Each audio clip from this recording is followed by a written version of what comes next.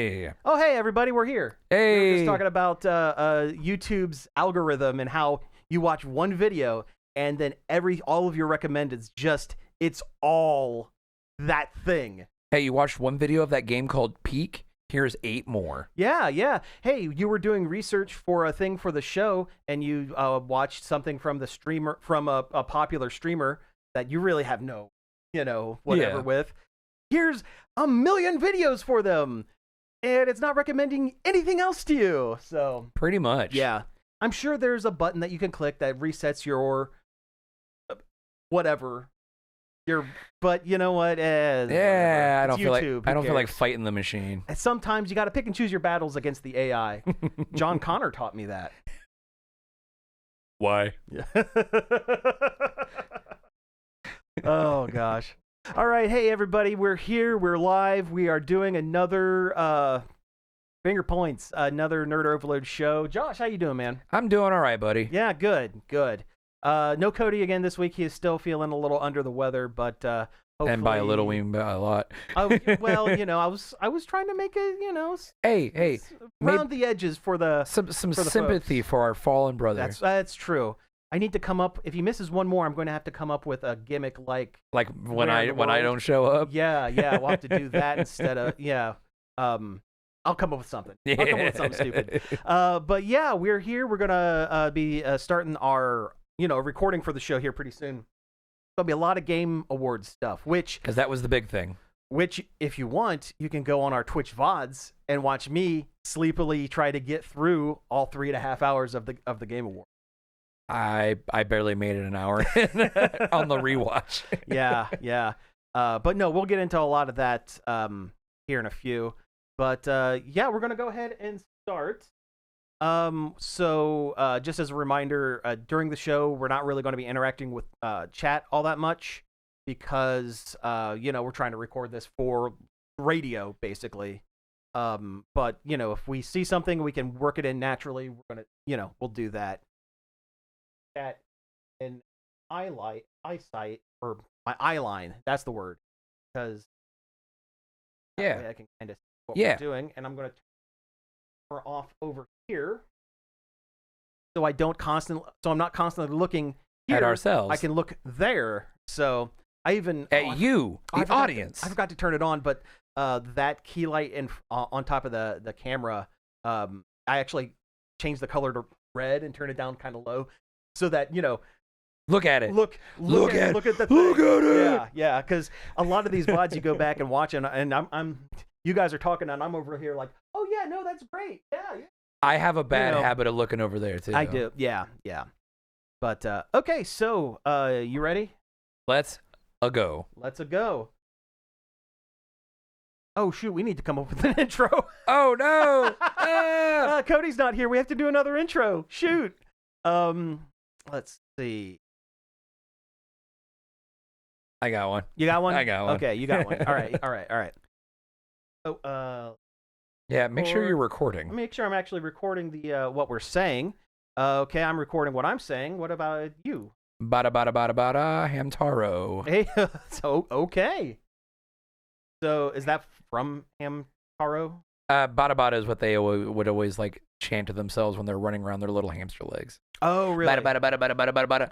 I don't know much about Hamtaro. I, for some reason, really loved it in the early 2000s. Oh, really? I don't know why I watched it so much. It was so weird. I've heard that the original Japanese is a lot different than the Americanized localization of it. Oh, that's the 4Kids era. Yeah, that's the bad time. Yo ho ho! And a bite of gum gum. Yeah. Dragon. Something the dragon. Dragon Ball Z. Insane guitar riff. I still love that the Neon Genesis Evangelion spoof. That was a good one. That was a good. They also did one I saw a long time ago. Someone did one for Kill la Kill. It was called like Bully La Bully or something like that. Sure. All right. Probably make it so that we're getting at least one view. Oh, yeah. On the thing. Now is the time of the show where we look at our phones for a second. I still got the list pulled up. I'm not changing. No, that's a good idea. Hey, there we go. All right, we're looking good. We're sounding good, and we're smelling good. Always. We are some clean gentlemen. We are. All right, so yeah, you got an intro. So why don't we get to it? Start the show. Hey everybody, welcome to Nerd Overload, the pop and geek culture show that unfortunately is not a French developer and so didn't get a Mountain Awards. I'm Josh. I'm Samuel. I make the good game with my beret and my baguette. Oh my god. When they popped up, I was like, can you be any more stereotypically French? Je suis Samuel. I'm sure your mom is not paying attention. If she were, she'd have some things to say about my French accent. But anyway, we have a great show for you this week. We have a bunch of stuff to go over. Game Awards, the Jeff Show. Yep, the Jeff Keighley Doritos Mountain Dew trailer show with a couple of awards in it are back, and yeah, we're going to talk about it. In fact, we have so much to talk about. We're not doing a check it out. We're skipping the check'ems. We are skipping the check'ems this week and going straight into the news. I need to fix the button.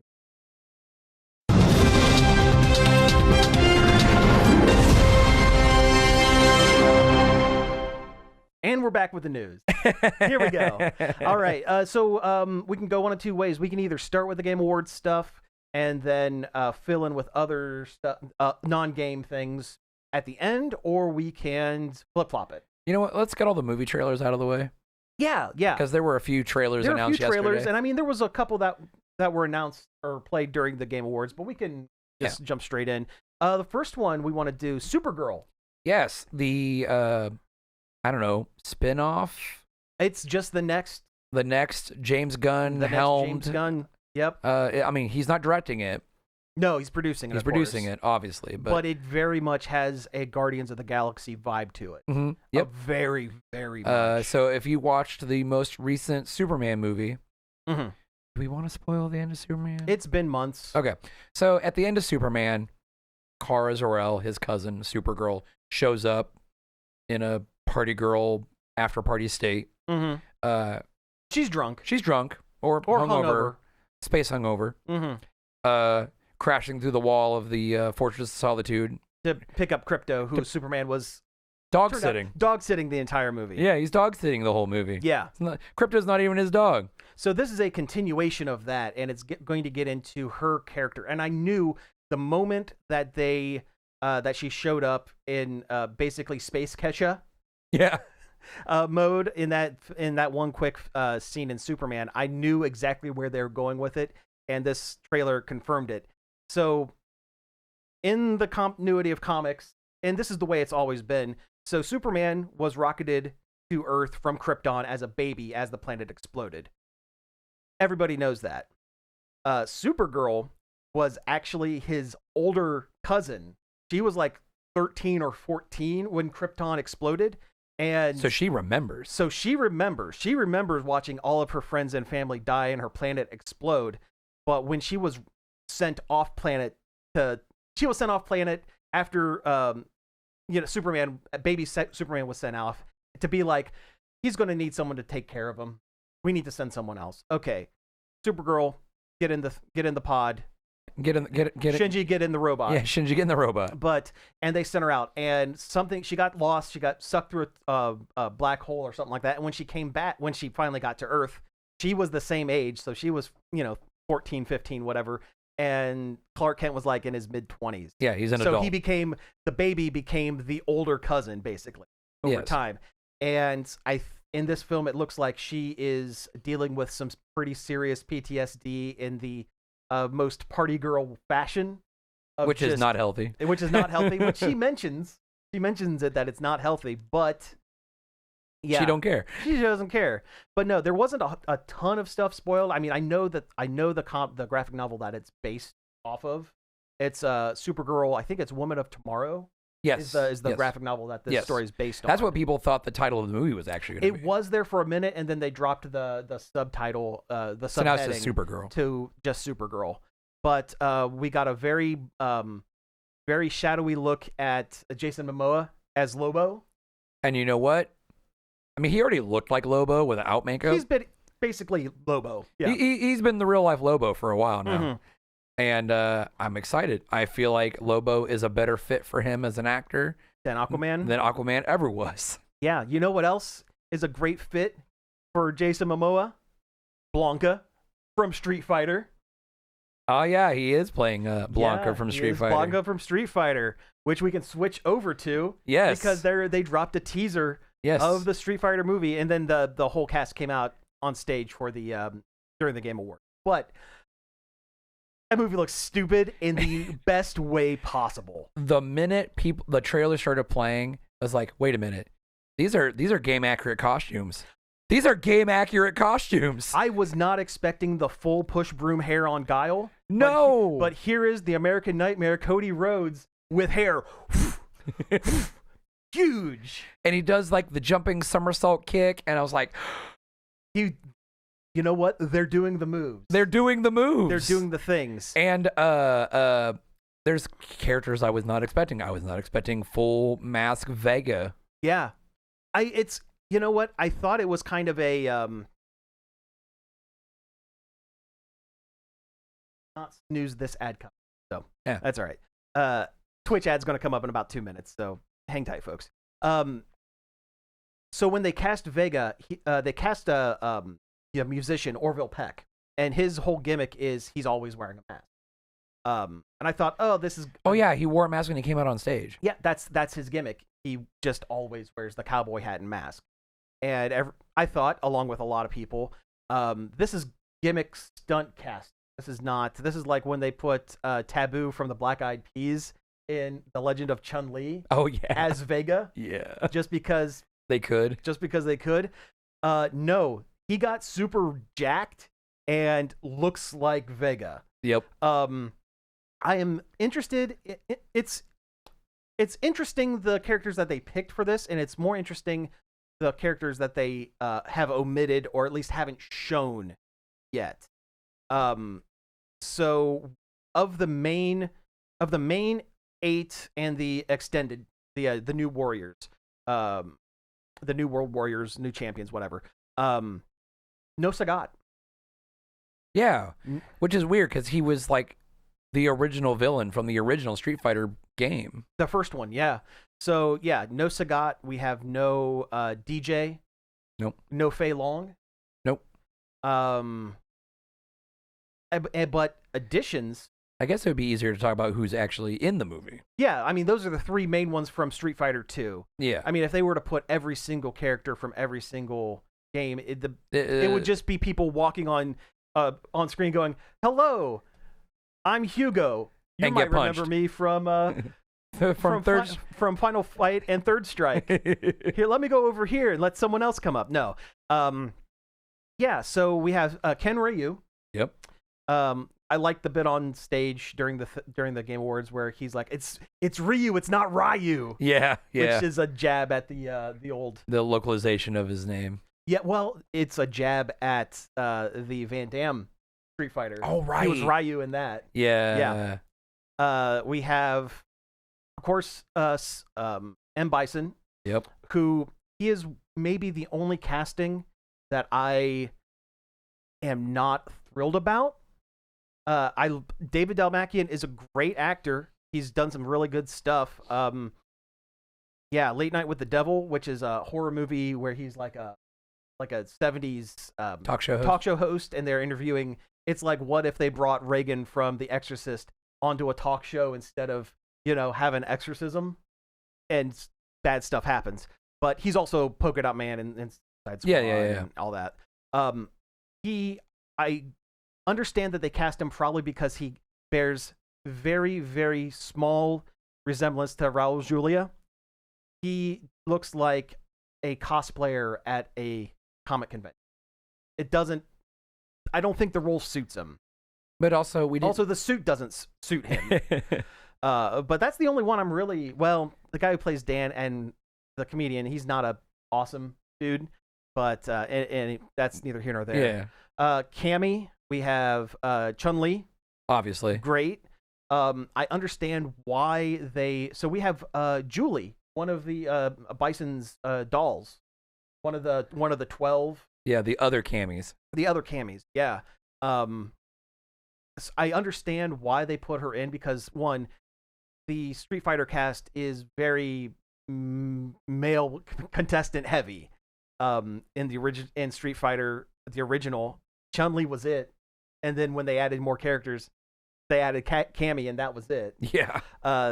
And Julie is actually one of the dolls that has a little more background. She has been a playable character in the Alpha series, and she is tied to T-Hawk, Thunderhawk.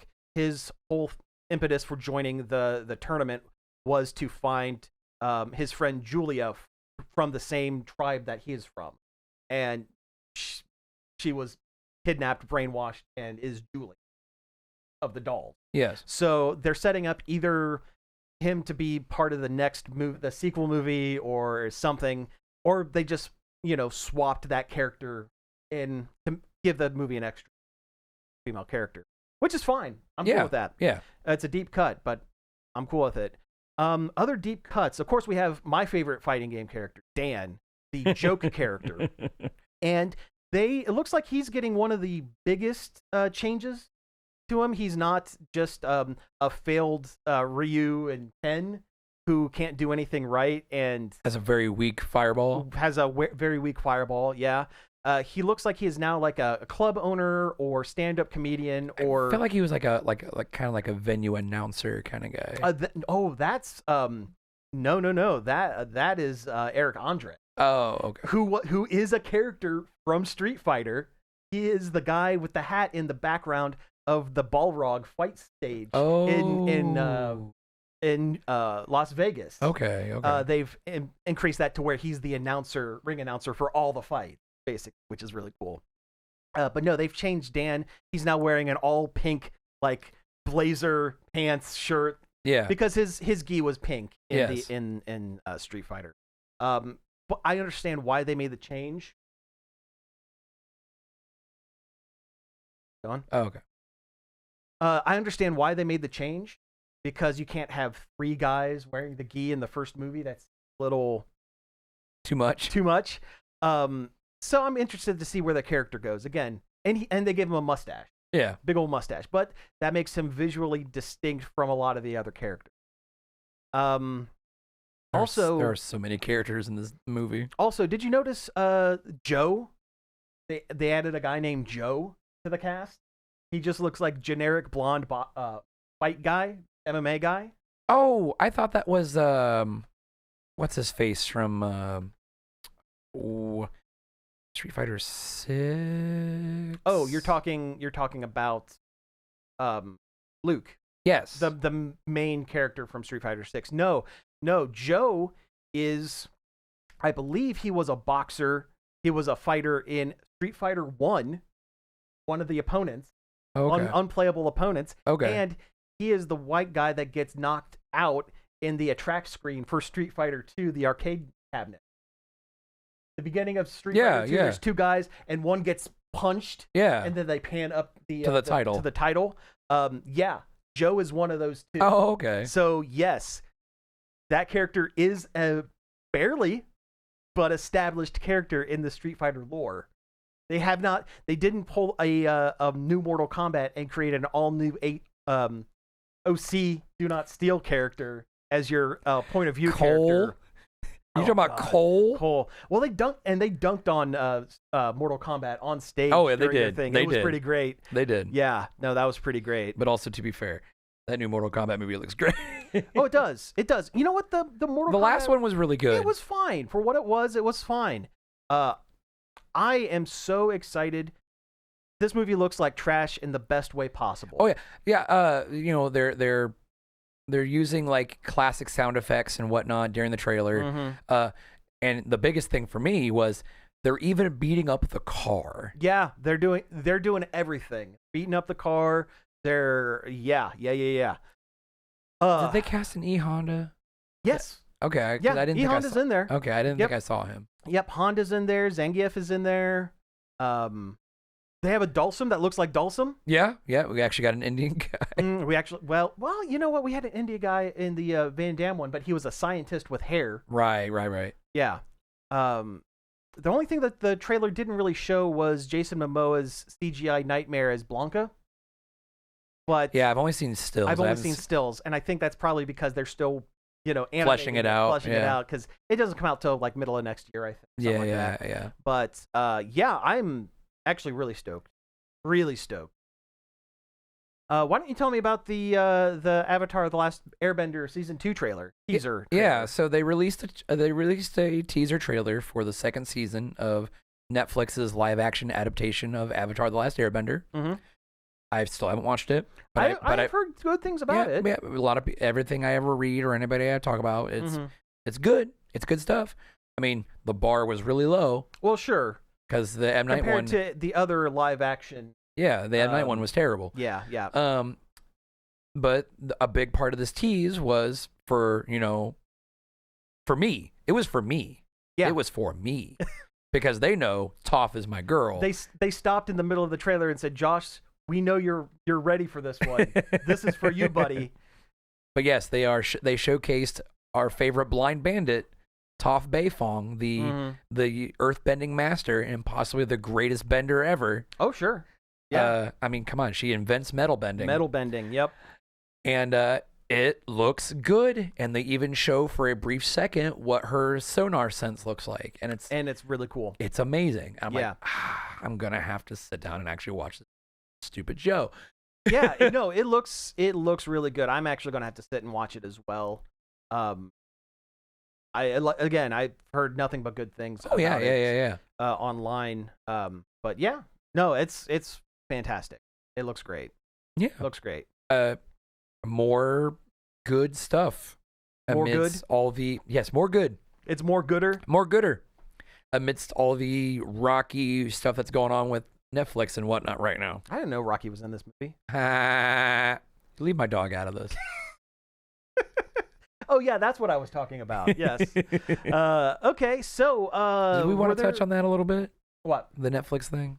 Oh, yeah, let's talk about the Netflix thing for a minute. Yeah. So this was really kind of a last week thing. Unfortunately, we weren't able to. Yes, unfortunately. Do a show. But it's kind of a big still deal. Going on. Yeah. So Warner Brothers, I can't believe we've gotten to this point, but Warner Brothers, a staple in the entertainment sense. They've been around forever, and they put out many, many good movies and television shows.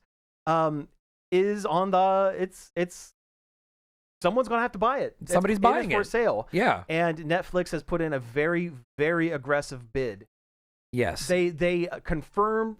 It's weird. They confirmed the acquisition by Netflix and then backed it up because the government is trying to see if this is a bad faith thing. Not even that. Paramount Skydance put in an equally aggressive big bid. Yes. Bid.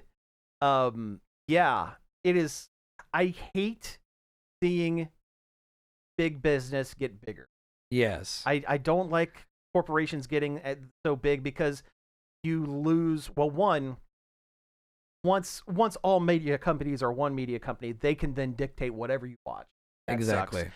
And two, I feel that competition is healthy. Creates innovation. Innovation, exactly. And if everything is owned by one company, they won't have to put out interesting things anymore because what else you gonna watch? You know what I mean? Yeah, it's like you got no one else. Yeah. So you're gonna watch this AI slop garbage we're gonna put out. Like Disney is gonna be putting out. Yeah. Ooh, I'm so mad about that. Yeah. Why be one of the greatest animation companies ever where you heralded art and storytelling for just to be cheap miser idiots? Yeah, to crowdsource a bunch of AI generated animated things. It's awful. Disney. Disney. That's Disney. This ain't it. No. But yeah, I'm really I don't want to see the merger go through. I also don't want to see David Zaslav continue to run Warner Brothers into the ground. Right. So we're really at a loss here. Yeah, it's nobody wins. Nobody wins in this situation, unfortunately. Yeah, and I hate people fighting for, custody of James Gunn. Yeah. Yeah. Well, at least Netflix has gone on record saying if they do acquire Warner Brothers, they're not touching the James Gunn. No. They've said he's got Let him cook. Let him he's got cook. the DC universe going. We're not going to meddle, so it'll be about a year or two before they start meddling. Yeah. Yeah. Also, we'll get like, a season of something good and then they won't do any more with it. Yeah, that's the other thing. Like Inside Job. Yeah. Let's do some more Inside Job, Netflix. Come on. You got this money to buy Warner Brothers. Give me another season of Inside Job. I'm sorry. I love that show. Yeah. That's a great show. Yeah. Game Awards. Yeah, Game Awards. We got a lot to talk about, and you have a list. I do have a list. Yeah. So, the Inquirer. Well, let's start with the Game Awards. Just kind of give it an intro. Yes. Okay, so the Game Awards every year.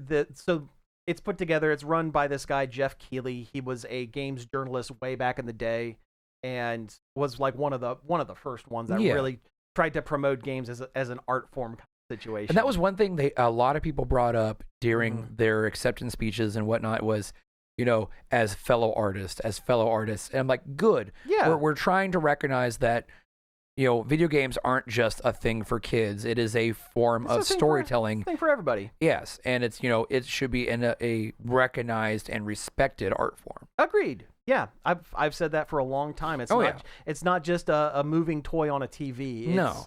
Not anymore. At least not anymore. There is artistry. There are crazy things that are brought in. I'll tell you, I have cried real tears at some story points of video games more than I have movies or books. If I were able to cry, I probably would do the same. Oh yeah. Yeah. But no. So Jeff Keighley has always, even when he stopped being a games journalist, he's always kept one foot in the door. He became more like a figurehead of games journalism, that sort of thing. And he has been slowly building his empire of live shows. He does Summer Games Fest. Yep. And he does the Game Awards, which is barely an award ceremony. Well, it was before, but I mean, it looks like it. Yes, it definitely looks like it. So it looks like an award ceremony. It acts like an award ceremony, but it's really just a collection of game trailers and announcements with a couple of BS awards thrown in between just so they can call it an awards show. Yeah, that's what I feel. I tell you, they just need to put like, and now a world premiere like on a T-shirt. It's like pretty much that's pretty much like their slogan at this point. Well, it wasn't like that one year where they had that audio drop every time there was a world premiere, which we did world premiere. We did an episode. Yeah, we made a joke about it, and we drove that joke so far into the ground, it will never come back. No. Unlike the Christmas creep, it will never come back. Remember. Jingle jangle, everyone. The Christmas creep. No. Well, we've invoked him. That's for us. That's a joke for us and longtime listeners. But no, they've done this every year. It keeps getting longer. It does not need to be 3.5 hours long. No, this ain't the Oscars. Yeah, I live streamed it when it was on, and I will be honest, I was losing interest by 2.5 hours. It needs about an hour or maybe 45 minutes chopped off. I know they'll never do that. No. But anyway, and because E3, the Electronics Expo, Gaming Expo, I know that's not the actual name, but whatever. E3 is no longer a thing. Nope. This is the big platform for games companies to announce all of their stuff except for Nintendo. Right. Nintendo's doing their own thing, and God bless them for it. But right. Yeah. But Sony, I think Microsoft, all the other studios, all the stuff, big uns, and all the bunch of up and comers. Yes. So okay, a couple of the highlights of the actual award. Yes. Not like the trailer. Yes. Fighting games. They do one for fighting games. It's kind of a throwaway. Because Evo's so big, that's really kind of the fighting game awards kind of thing. Fatal Fury, City of the Wolves. City of Wolves. Yeah. It won, and as much as I love the Fatal Fury, Garo, Final Fight franchise, I I can't get excited about their winning because SNK is owned. How do I say this politely? There's Saudi Prince blood money funding that particular game studio, And now EA too. and now EA too. Yeah, that's going to be a hard one to not enjoy things from. Yeah. But yeah, I wasn't real thrilled with them winning. Who else was in that category? Hold on, let me... Well, Street Fighter 6 was in that category. Oh, there it is. I think 2XKO I think was in that category. Oh yeah. The League of Legends The one. League Yeah. the League one, which looks pretty good. Looks good. Yeah, and they announced Caitlyn as a playable character, which was going to happen. She's I don't know. She is the sheriff of a city called Punch Town. Oh, well, I mean, basically, it's Pilntier or something like that. No, I was close. I was closer it's than where, I thought I'd be. If you've ever watched the Arcane series on Netflix, it's where the whole story takes place. Oh, gotcha. Okay. Gotcha. Well, yeah. Let's see.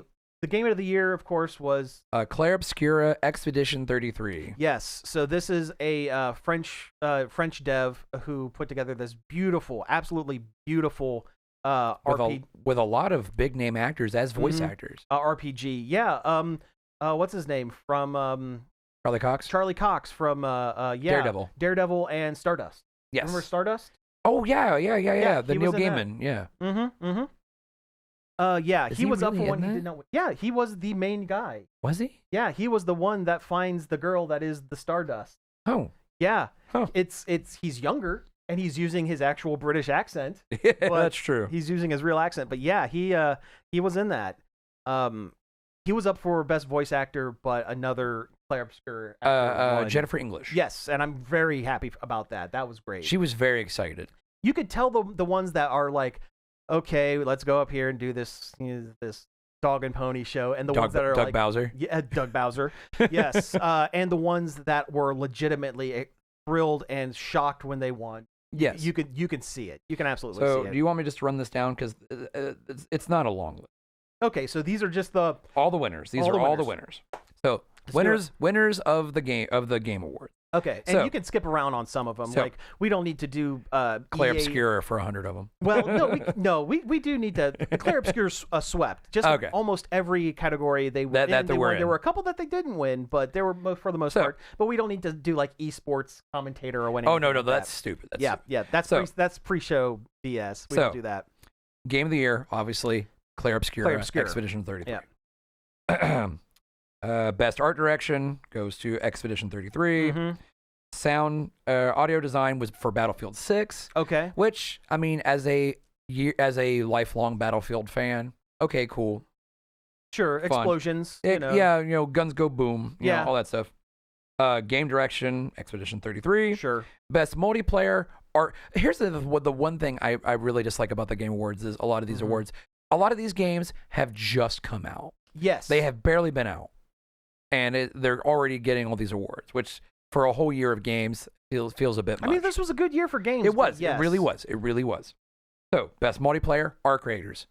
Game's been out maybe 2 weeks. See, that's not fair. I don't think that's fair. There should be I've heard very good stuff. Very good stuff. But yeah, there should be some kind of cutoff. I know the Oscars have they have to have their polls in like a month or two in advance, something like that. Yes. So there has to be a cutoff. Yes. Narrative, Claire Obscura. Best performance, Jennifer English, Claire Obscura. Score and music, Claire Obscura. Of course. I knew that how the show was going to go because the intro orchestral opening music number was the main music number, a huge music number from the game. Claire Obscura. How many times in this episode can we say Claire Obscura Expedition 30? Right, you're going to hear it a lot. It's going to be a lot. So, best action game, Hades 2, which has been out maybe 2 months.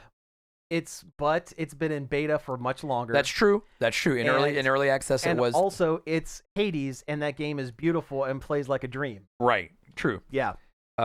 Best action adventure game, Hollow Knight Silk Song. Because they had to give Silk Song. Yeah, this is true. Yeah. People have been waiting too long for Silk Song to come out. They needed to give it to something. That's the thing that really shocked me. Hideo Kojima and Kojima Productions, they were up for a bunch of awards for Death Stranding 2, and it did not win a single one.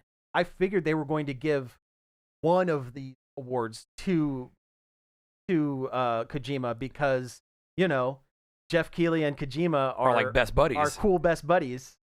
But no, they got kind of snubbed, I feel. Oh yeah, definitely. I mean, the Death Stranding 2 isn't as good as Death Stranding 1. Yeah, but also Death Stranding 1 did get a lot of awards when it premiered. It kind of swept, and Baldur's Gate 3 last year really I think they've been the biggest winner to date. Like the most categories in 1 year. But also very good on the Clair Obscura people. Yeah, yeah. Best family game, Donkey Kong Bonanza. Cool. That's because it's like the only thing Nintendo's put out, really. Pretty much. I mean, not that Mario Kart's not good. First party, yeah. I'm glad Mario Kart didn't win Best Racing Game. Oh, yeah. Oh, yeah. Yeah. Best Fighting Game, Fatal Fury City of the Wolves. Okay, here's one that kind of bothers me a little bit, and nothing against them, but Best Independent Game, Clair Obscura. Mm-hmm. I know it doesn't come from a huge developer like, EA or one of those other ones, mm-hmm. but also they're not small either, and there are a lot of big names attached to the project. There's a lot of money and a lot of manpower that was thrown around behind the scenes of making that beautiful, beautiful French game. But I agree. I feel like there should be some kind of budget cutoff or a size of your team. Yeah. Like if you've got 100+ team mm-hmm. working on a game, I feel like you shouldn't be really considered an independent thing. Well, I think there should be a distinction between independent and there should be another first freshman game out of the there should be a term for this is a big budget game, but it's the first one this studio's ever done, so it gets its own thing, and the indie ones for truly that cost less than $100,000 to make. Yeah, and had a team of 3 people or something like that. Or That's what I call an indie all game. those really good games that came out with maybe a single developer or a couple of developers. When I think of indie game, I think of something like Balatro or Stardew Valley or one of those Undertale, Deltarune, where it was done by one guy or a handful of people, and that's it, and you didn't have hundreds of people and millions of dollars thrown behind it. That's there should be a distinction, is what I'm saying. Best adaptation. Now this is a thing that was a video game that was adapted into something other than a video game. Yes, which was The Last of Us Season 2. Okay, fine. The Last of Us is a very popular franchise. As long as that show is on, Last of Us is going to win that category. Although last year was Fallout, I guess. Yeah, and the new season of Fallout is getting ready to come out. Yeah. Well, there was one that I really thought it was going to be, and I cannot remember what who the other ones were up for it. So, but I was a little taken aback because I haven't heard a lot of. I mean, I know people watch it, I know people love it, but I personally hadn't heard a lot of talk about Last of Us Season 2. Yeah. So other than people just crabbing on how they don't like Ellie, but whatever. Well, whatever. That's the internet. The internet's weird. That's a whole thing. Community support. Baldur's Gate 3. Yeah, makes sense. Yeah. Yeah. Debut indie game. You already know what that is. It's Clair Obscura. Yeah. Innovation and accessibility, which I thought was an interesting category, and that one went to the Doom: The Dark Ages. Yeah, and I wish Cody were here right now because he's played the most. Yes. And I love accessibility in games. For people who are, say, colorblind, having a mode that changes, whatever colorblindness you have to make things or visual. Making a control scheme viable for somebody with a disability with mobility issues or which I feel like that's why Doom got it, because ever since Doom 2016 they've had gyro controls and things like that. Okay, that was what I was wondering, because that's why I said I wish Cody were here, because he would know more about what specifically they I know a big thing with those is you can control it via gyro rather than stick. Yeah. So I'm like, okay, that's fine. That works. That's good on them. Anyone who puts the extra thought to make it accessible to everyone, gets a win in my book. And that's what they said when they were announcing the categories. Mm-hmm. Is these are games for being available to the most variety of players. Video games are for everybody. Yes, video games are for everybody. There should not be a gate to enjoying a video game. Yeah. Games with impact. This was another interesting one to me. was games that have like, an emotional or response or an impact on a community. Yeah. And that went to South of Midnight. I'll admit I have not heard much about this game at all. You've heard more about it than me because I don't know. But also this was also, I believe, from a French development team. Mm-hmm. And they had a couple of ladies come up who were the heads of this team. Studio, yeah. And they seemed also incredibly shocked and surprised that they got an award. And they were very appreciative. Oh yeah. There were no run-ins. There were no Jeffy kept the security lockdown tight. Oh yeah. There was no guy running on stage yelling about whatever. That kid from a couple of years ago. Oh yeah. And no Kanye West. No Yep. I'm gonna let you finish. Right. Yeah, I hate that. Best esports game was Counter-Strike 2. Whatever. Yes. Yeah. I'm. You know what? With some League, I thought it was going to be League because I always figure it's going to be. Yeah, it's generally always League. Yeah. But no, whatever. Counter-Strike. Yeah. Best mobile game. This was an interesting category. The winner was, and I'm gonna butcher this horribly. Uma Musume. Yes, thank you. Pretty Derby. The anime horse girl game. Anime horse girl game. It's horse racing with anime girls. Yeah. Who are the horses? Yeah. They don't have. Okay, I should explain. There are no jockeys. No. They're just running track. And they have horse ears. And they have horse ears and tails, and they are based on real life, race horses. Actual race horses. I tried this game. We talked about it probably before. Yeah, you and Cody were playing it. We tried it. Cody sticks with it. I couldn't get into the control scheme of it. Plus, I don't need a bunch of anime girls. Anime girls, I don't need that on my screen. But I'm glad it won. But boy, did they butcher the name when they announced it. Umi Musamam. Yeah, and then the Japanese dev came up on stage to get his award, and he was struggling very hard to say his speech in English. He was struggling, yeah, a little bit. Best ongoing game is No Man's Sky, which is fine. It keeps getting updates. Yeah, it keeps getting updates, and it keeps getting bigger and bigger and bigger. I mean, I like seeing a bad game become a good game. Exactly. I remember when that game came out, everybody hated it. Everybody dogged on it. But also, everybody dogged on The Witcher 3, and it eventually became one of the greatest games ever, which there is a Witcher 4 coming out. But you know what? Why not wait another, 3 months, 6 months to release your game and make it good from the beginning instead of making a bad game that eventually becomes good? True. Best RPG, Player Obscura. Sure.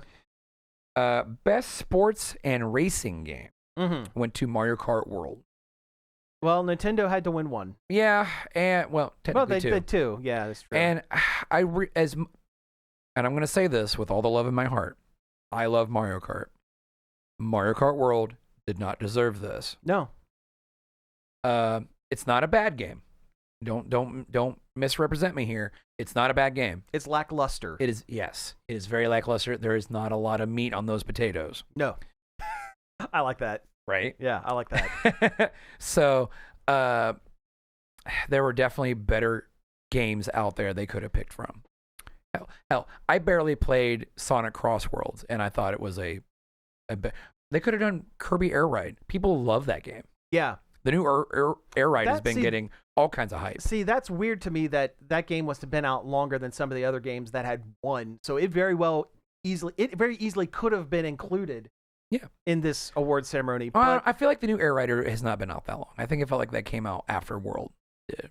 No, it did come out after World, but there were other games on this list that have been out for, you said, 2 weeks. Yes, that's true. And had won an award. Kirby Air Ride has been out for like a month and a half or something like that. Yes. So it's weird that it wasn't even a nominee. Yeah, it wasn't even a nominee. The other ones were like the new one, that the FIFA name change, Sports FC 2026 or whatever. Yeah. Okay. Speaking of racing, I'm going to take a break to mention a trailer. Yes. A game trailer. Did you watch the trailer for Star Wars Galactic Yes. Yes. We're going to talk about that for a second. There were a couple of really good Star Wars games that got announced. There were a couple of really good ones, but this one, it looks like it is the spiritual sequel to Star Wars Racer from the Nintendo 64. Star Wars Episode 1 Racer. Racer, yes. Which was basically just a pod racing video game. Yeah. And that game, as much as I hate the pod racing sequence in the movie, That game rules. that game was awesome. Yeah. And this game looks like a modern uptick of that. Plus, it's allowing time to actually flow within the Star Wars universe because they actually show an older Sebulba. There is an older, yes, that was the post credit scene. The post credit scene was Sebulba, the bad guy with the long arms and the short legs. The bad guy racer from episode 1. Yeah, but I love that it's not just pods. No, this time it's all like kinds of vehicles, land vehicles. So like the Millennium Falcon wouldn't be able to. No. Enter this, but this is stuff like speeder bikes and stuff. Yeah, speeder bikes, land speeders, all that kinds of fun stuff. Luke's T-18 could fit in there. Yeah, it could be bullseyeing womp rats or whatever. They're only 2 meters wide.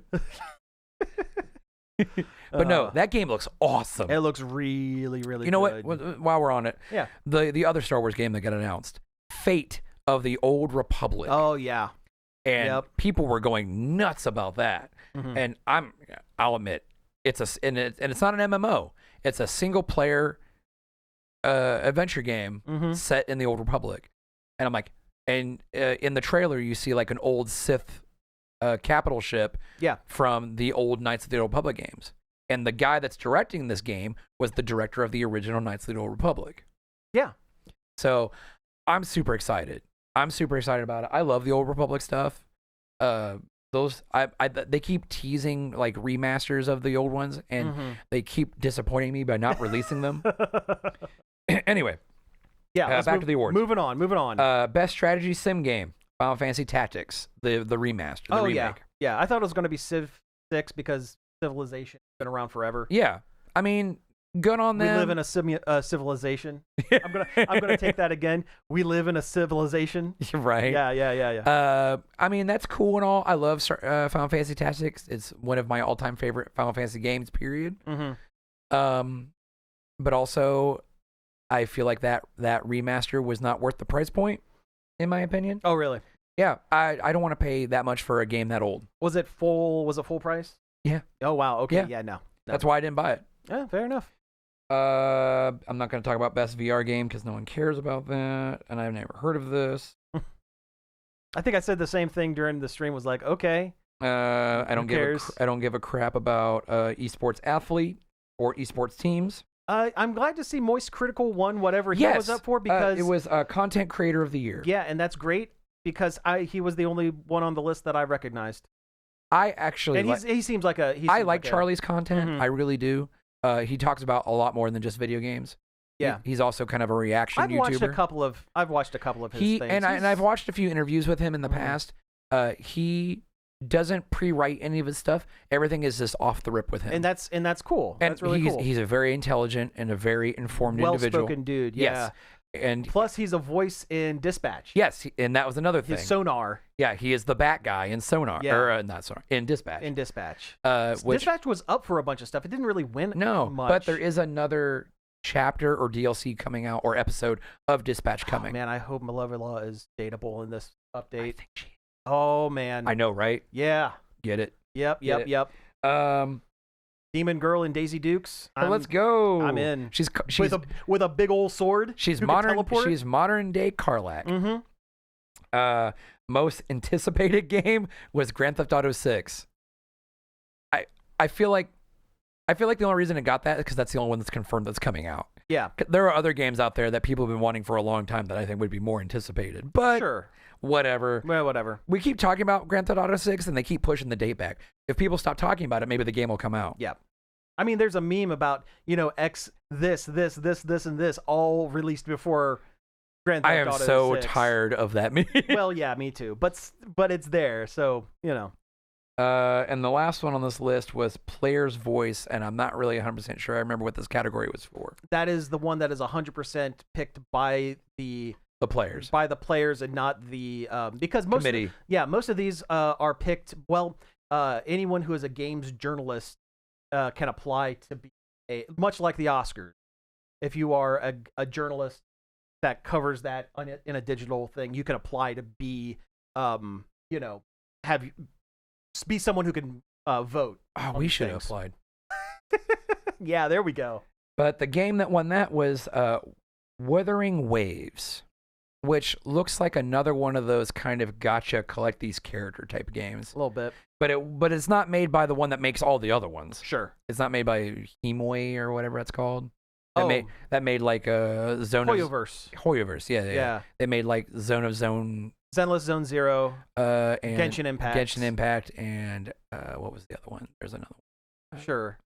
Because Zone is the newest one. Anime booby game. Yeah, anime girls. Collect your waifus. And occasionally a husbando. Which there were a handful of trailers for those.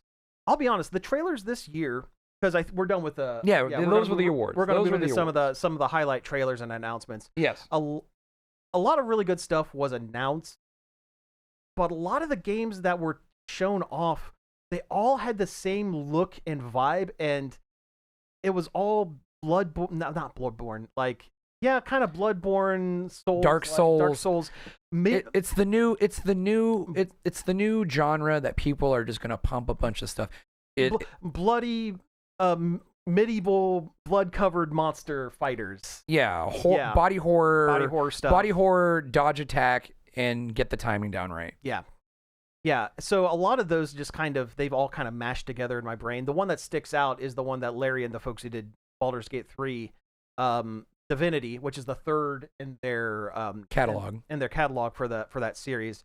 That trailer shocked me. A lot of people have been talking about that there should have been a content warning. Yeah, because it's gross. Version. It's gross. It's gross. Yeah, it's the short version is it's at this fantasy some pagan village celebration that people are loving it. They're setting, a Wicker Man on fire, but there are people inside it. There's a guy inside it. You get to watch a guy completely roast in the most horrible way. In close up. Yeah. And when it wasn't looking at him, it was either a child crying or people having intercourse. Yeah, just right out there in the open. I mean, they were panned up to where you didn't see anything. But it's definitely what they were doing. But yeah, that one was shocking. And again, hey, if that's what their intent was, it worked. They won. People are talking about it. Yeah, people are talking about it. What are some of the big ones? I know Mega Man Dual Overdrive. Dual Overdrive. Yes. Yeah. Capcom announced a new Mega Man game. So this is technically Mega Man 12. Yep. It is a side-scrolling. A platform action game like a classic Mega Man game is. And it just looks like a Mega Man game. It looks great. It looks clean. They're not trying to add. I mean, I'm sure there's some kind of weird gimmick. I think there's for 2 seconds you see I think part of the new gimmick. Yeah. And it's like Mega Man having some kind of powered up limited time form. Okay. I think that's why it's called Dual Overdrive. Okay, yeah. Because all his armor plates opened up and it almost looked like overclock his body. Yeah, it basically looked like Gundam Psycho armor. A little bit. Psycho frame armor. Yeah. But I'm excited for more Mega Man. Yeah. Capcom did announce that they want to bring Mega Man back as one of their tentpole franchises. They got to do something. Yeah, because what have they got? They've got Resident Evil, which they showed the new one of that. And Leon Kennedy is back in it. Leon Kennedy is back in Resident Evil Requiem. Yep. Which takes place. He's older. He's in his old man Leon era. Yeah. Yep. But yeah, Capcom wants to prop Mega Man back up, and I'm like, cool, because you shunned him for forever. Well, I tell you what, my cynicism says they're banking on Street Fighter to make the movie make a bunch of money, and they need another recognizable IP that they can make another movie for that families can enjoy. Yeah, so they can get the children's into if the theater. If they animate it, sure, I would be fine with. You know what? It looked the Alita Battle Angel live action that James Cameron did. Oh yeah, I forgot about that. That movie, it's polarizing. Because it was like Uncanny Valley. Like they made some decisions that were not They made correct. her look manga accurate, which doesn't work for real people. Just this side of too human, but not enough human. Yeah, especially with her giant eyes. That was the problem. But if they do something like that with Mega Man, I would like live action Dr. Light kind of half CGI Mega Man. I mean, there is that. Yeah. There was that CGI Astro Boy film.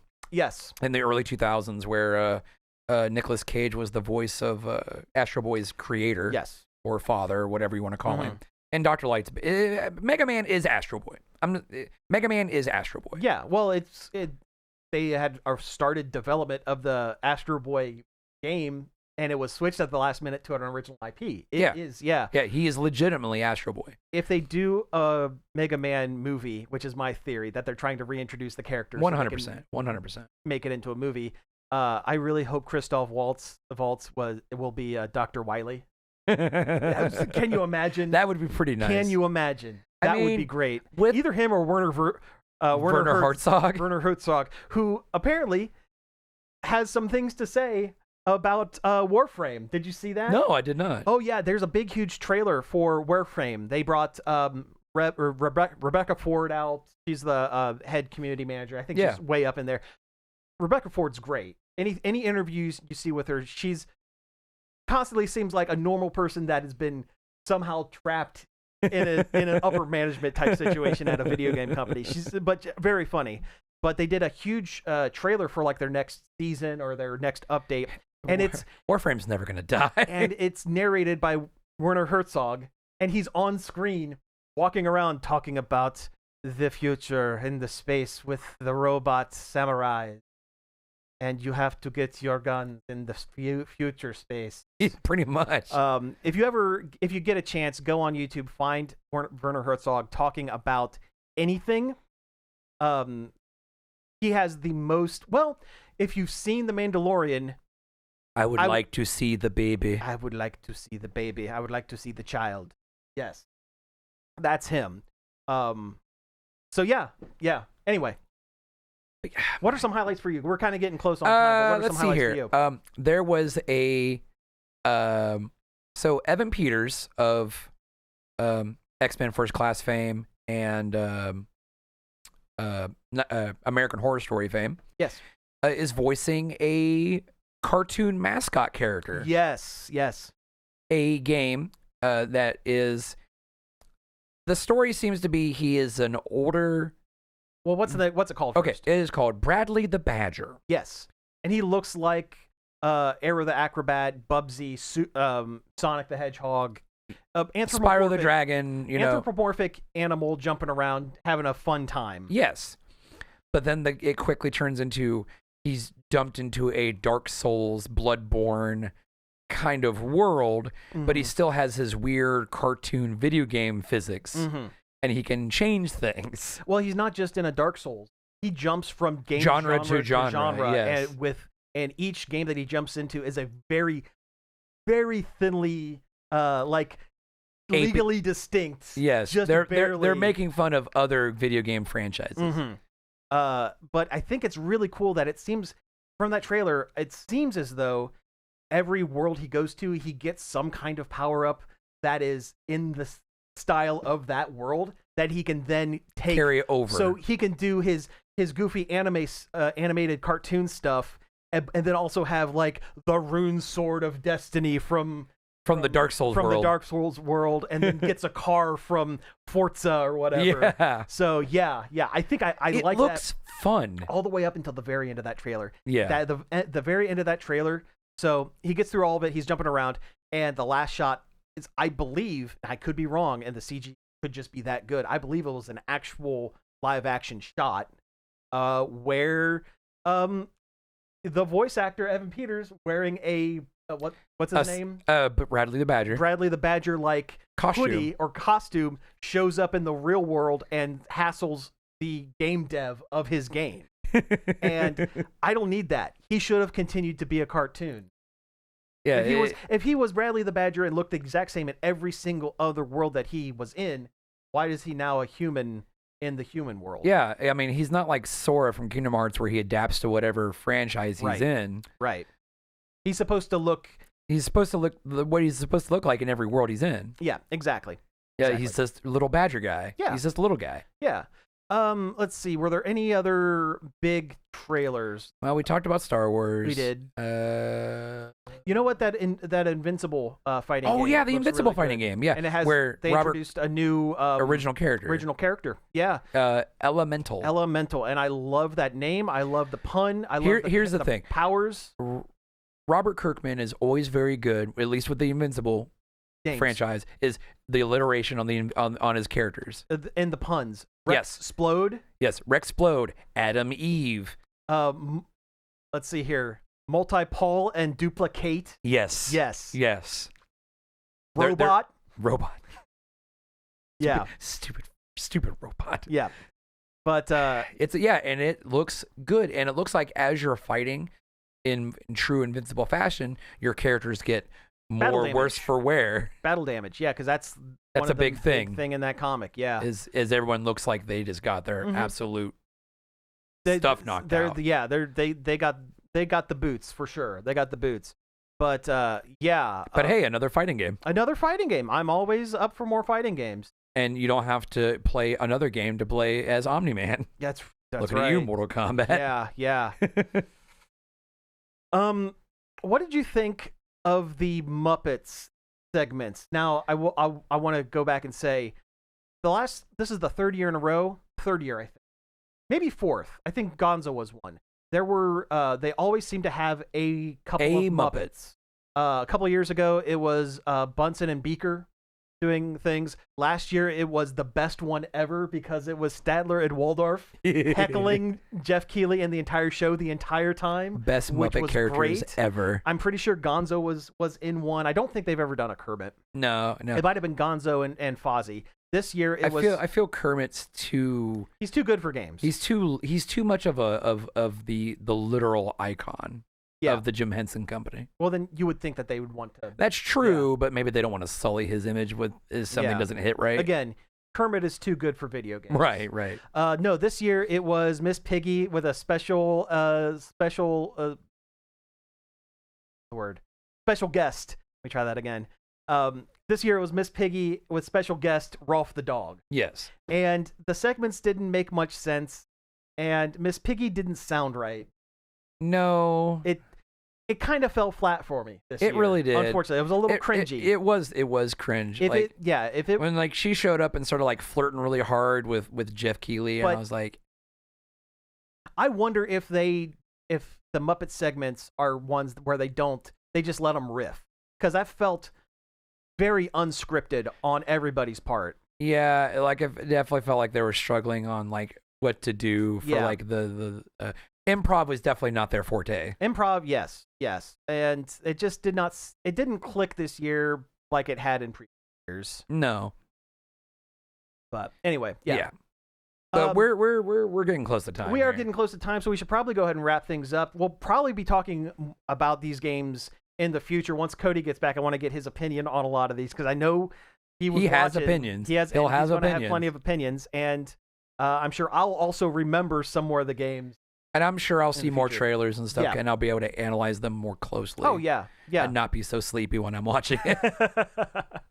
All right. Well, anyway, you have been listening to Nerd Overload. Thank you very much for tuning in. You can find us each and every day over at nerdoverload.com, where you can find all of our links to socials like Facebook, Blue Sky, and all that other good stuff. Instagram, it's over there. When we take pictures. Hey, I did a reel for the first time as we were about ready to start the live stream yesterday, and 100 people looked at it. Oh, hey, that's supposed to doing numbers. For us, yes, it was. Yep. If you have any comments, topics, your opinions, you can email us at staff@nerdoverload.com, or if you don't want to type it out and you want us to hear your beautiful voices, we do have a hotline, and that number is 412-345-1413. Yep, that's right. Give us a call, and it will be aired on the show. That's a promise. If we remember. That's a promise. You can find all of our back episodes on various podcast apps, including Apple Podcasts, Spotify, Amazon Music, and YouTube, where all of our Twitch VODs and all of our episodes and any other goofy stuff we want to put up there, we can put it's up there. Yeah. In fact, we even now have a bunch of episodes of old YouTube videos from like 10 years ago that when we tried this, way back in the day. You mean like the hot pepper? With the hot peppers are there. The one time that Cody and I tried to play Daikatana on stream, a Pokemon Let's Play that turned into just one episode. Yeah, that it's there. You can watch it. Oh man, you didn't put my Sea of Thieves stuff on there. Sure did. I only had one of them. I'm about to say that was trash. But it's up there, and you can watch it. Finally, I'd like to thank Parker for helping us find news for the show and putting things on the Facebook page, and David Pencil for our intro and outro. So again, thank you all for tuning in, and we will be back next week. Pizza out. Okay, so go ahead there and save it so I don't lose things. All right. Now let's address the comments. That's a show. We're going to go ahead and get into the comments a little bit. Looks like Made with Love and Swear Words. It's Jordan. Yep, I know who that is. Yeah. Well, I'm saying for the people. I'm outing Jordan as someone who watches our show on the internet. But she says yes. So she seemed concerned when I talked about horse race. She asked horse race isekai. For Uma Musume. No, it's not an isekai. It's not a isekai because they're all horse girls. There's no regular human that gets slurped into the horse girl universe. Nah. Yeah. They got hit by a horse in the real world and got turned into one in an anime world. Yeah, right. That would be the show. Oh. Which apparently there is a show. Did you know? No, there's an anime. I'm not surprised. Yeah, I'm not either. Let's see. I think is that a Dorito? That is a Dorito. That is a fish head. He made an octopus dab, which is awesome. Good job. Very good job. And let's see. I think she said that sounds kind of cute. I believe that was for the Badger. Probably. Yeah. That game was probably one of the more newer franchises I thought I was pretty excited about. Let's see. Yes, the Muppets are not hit. good at the yes and yes, the Badger game. Yep. And then Contagious Biting. That's from Larian. I'm not quite sure. I'm not sure what she's talking about there either. Not entirely. But maybe she's talking about being bit by a horse. Oh yes, get bit by a horse, and you get horse powers. Mm-hmm. You're like Spider-Man, but with horses. The horses, yes. Yeah, if you get bit by the horse, you become the horse. It's Spider-Man, Spider Horse. Zombies, Nate, my neighbor. Yeah. Oh, that's a trailer that just popped back into my brain that we didn't talk about. What? There was one that it was like post-apocalyptic. It was like a punk girl and a punk zombie man swinging around a guitar. And with the zombie boyfriend they whatever. Do have some real chompers. You're absolutely right. They really do. Horses They're have the scary. Chompers. Scared of horses. Don't like them. I hate horses. Not a fan. But yeah. The one that was basically just a music video, and then by the way, this is also a game. It was pretty great. Yeah. It looked a lot like the. My brain just doesn't. Hi-Fi Rush? Yes, it looked Hi-Fi Rush with the guy with the guitar that. Yeah, with the robot arm. With the robot arm that you hit things to the beat.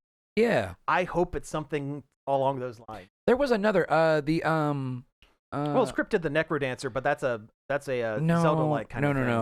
No. There was the guy who made Audio Surf also has another game coming out.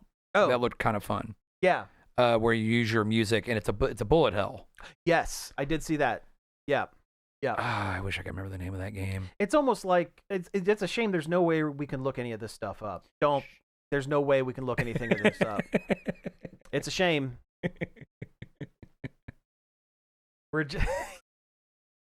Or a really funny, funny insert. Lol, what's up, horse teeth?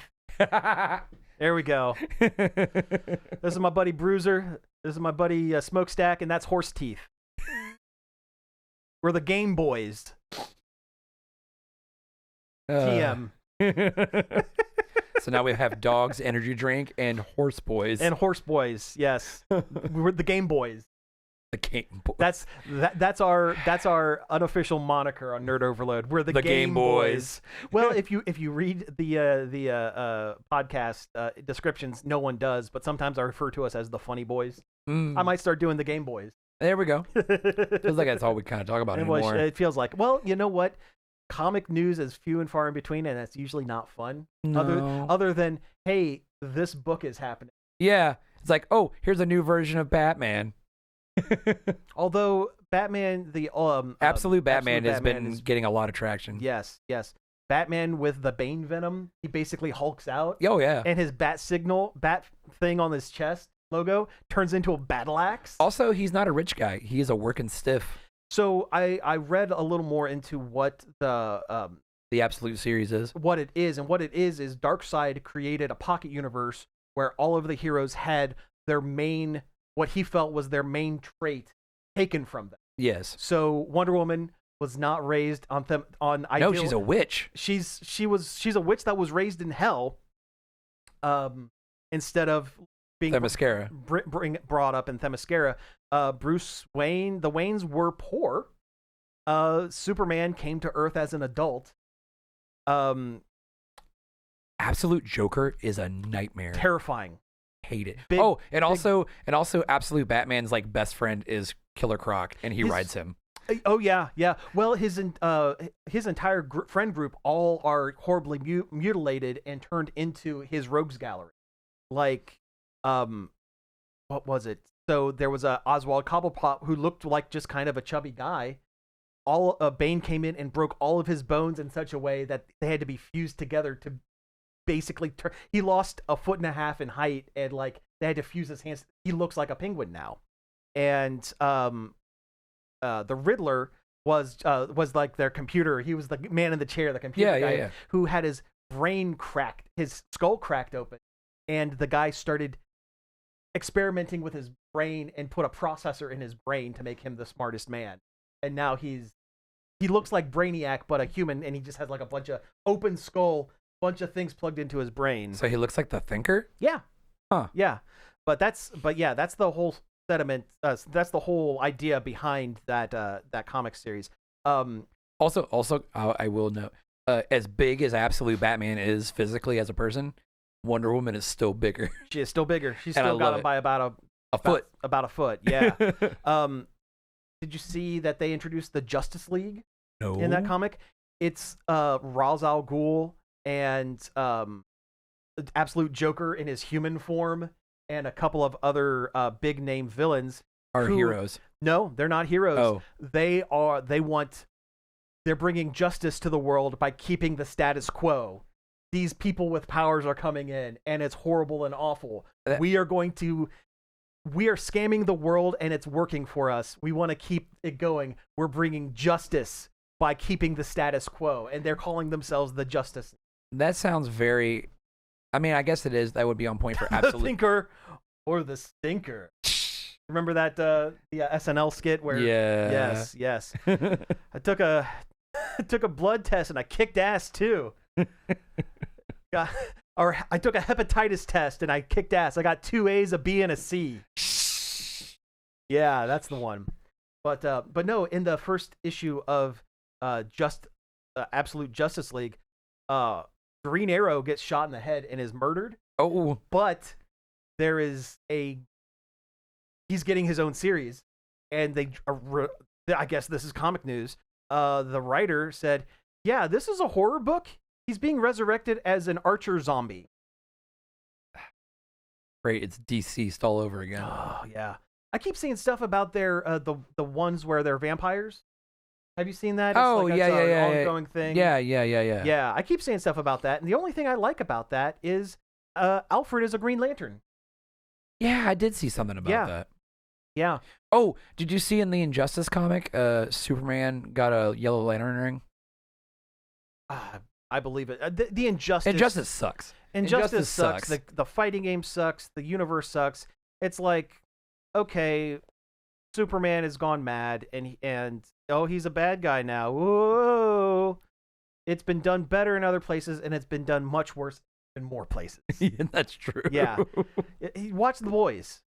Watch The Boys. That's evil Superman right there. Homelander. I mean, Homelander or sucks. watch Invincible. Omni-Man is evil Superman. At least some Omni-Man extent. has somewhat of a heel turn. Yeah, yeah. But the point is, there are so many other things where you have a Superman type that is gone evil. Irredeemable. Irredeemable is a fantastic book. It is. And a much better take on the premise. Yes, that is one that I'm really surprised hasn't been turned into some sort of animated film thing or animation project. Yeah. Maybe it's because the Plutonian. Yeah, maybe it's because it doesn't have as big a name draw. Maybe, well, maybe that's part. But of also it. because Kirkman, did The Walking Dead, and everyone loves that. So Invincible gets propped up. Yeah. Yes. But oh God, who wrote Invincible or Irredeemable? I'm going to kick myself. I'm going to kick myself when I hear it, because he's a big name.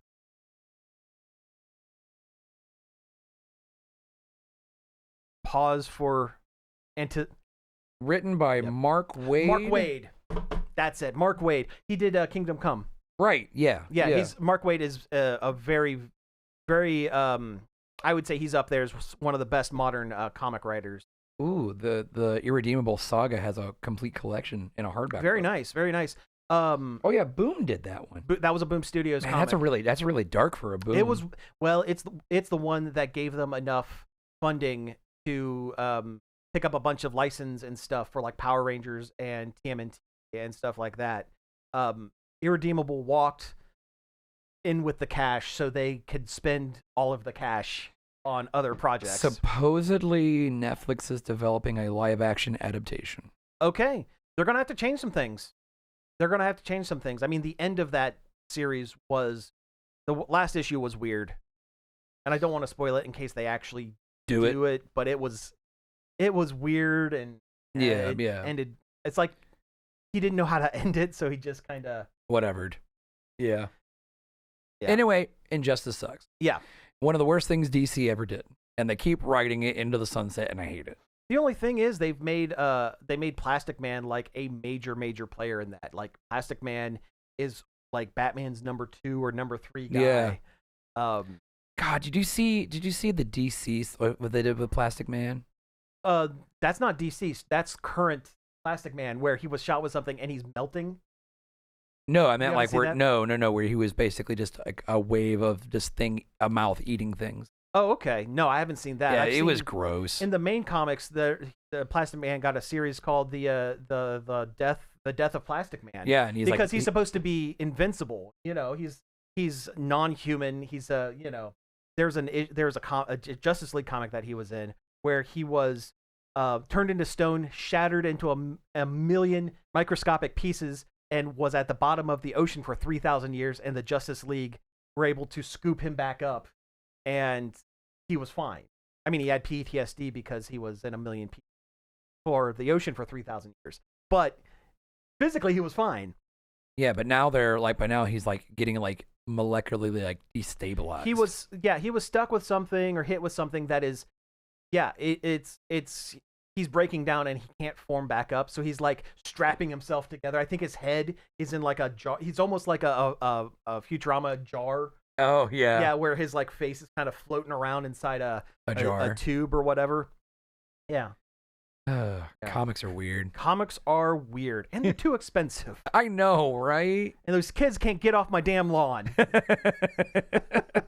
Back in my day, comics were 75 cents. Listen, I had to walk 2 miles uphill both ways to get Walden my comic Books to get our comic books. Darn it, these kids have it too easy. And also, they don't read comic books. That's why the industry is not doing so well. But no, do we have anything else to add before we I think we're pretty much done. Head on that way? No, I think we're heading on. All right. So thanks for joining us. I've finally gotten the bug to stream again. I think because there for the longest time, I was streaming on Mondays. Yep.